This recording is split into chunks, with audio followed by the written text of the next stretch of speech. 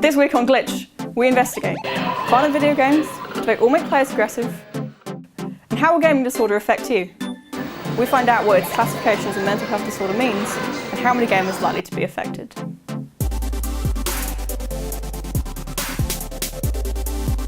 Should you be worried about how much time you spend gaming? This was a question, as the World Health Organization classifies gaming disorder as a mental health condition. This is controversial, since many researchers have argued that excessive gaming could be used as a coping mechanism for some people dealing with another problem, such as depression, stress, or even another addiction. Signs and symptoms of gaming disorder are similar to that of gambling addiction and substance abuse. A person compulsively plays games, putting it above all other interests, even if this has negative impacts. These signs must have been ongoing for a year before diagnosis. I recently sat down with psychologist John Pinshoff to find out more about this issue. What do you think the causes of gaming disorder could be if people are using games for escapism? They may think, I'm being myself, I'm doing what I want to do. Nobody can stop me. But why are they doing things that actually are harmful to themselves? If a child gets into gaming when they're young, are they more likely to develop gaming disorder when they're an adult? The earlier the child becomes addicted, probably the worse the childhood or the family problems are. Could disorders like gaming disorder be prevented in any way? Yes, but you've got to get at the parents, and of course you don't necessarily know there's a problem until the children display it. Do I win? Yeah. Oh, look at that. Children are the most at risk. 66% of 5 to 7-year-olds are already playing video games for nearly 7.5 hours a week. And this only gets worse with age.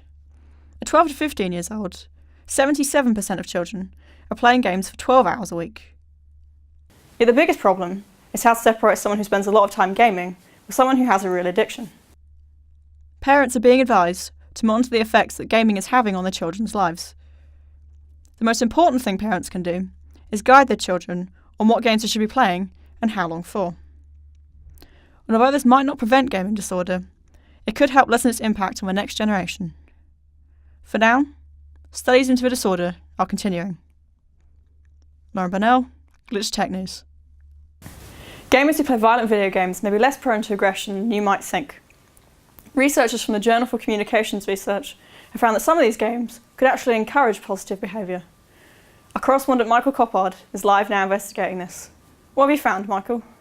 I'm at All Gen Gaming Centre in Rochester, Kent. Behind me is a gaming cafe where people tend to frequent when they want to play games. According to research, it's multiplayer cooperative video games that encourage positive behaviour. This is what I learned today.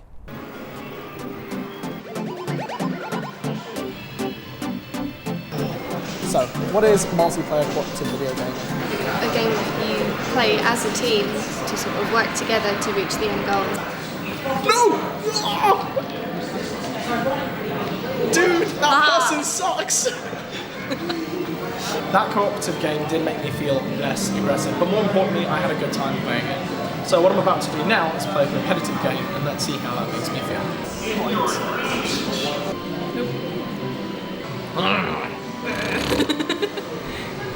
I am joined here by the owner of All Gen Gaming, Shane.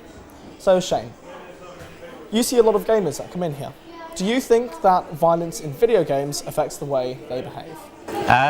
No, I don't think the violence in the video games affects the way they behave. It's if they've got a predetermined condition, then it may extend that or bring it out in them.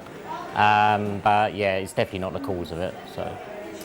And do you think that cooperative elements in video games lessens the effects of violence? Yes, definitely, yeah. Because when you play cooperatively, you tend to be more friendly, and so yeah. Fair enough.